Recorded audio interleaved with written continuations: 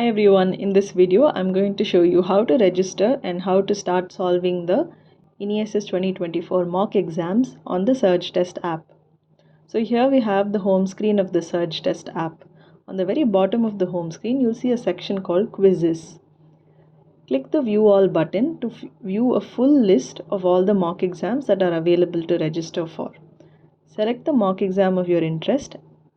Take a look at the test related information and click Register Now. This will take you back to the list of all the mock exams that are available now. Again, select the mock exam you registered for. This time on the screen you'll see the same test related information again and a button that says Take Test.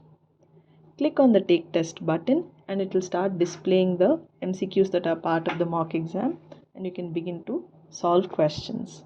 I hope this video has been helpful and I wish you all the very best for this mock and for the NESS exam that's coming up soon.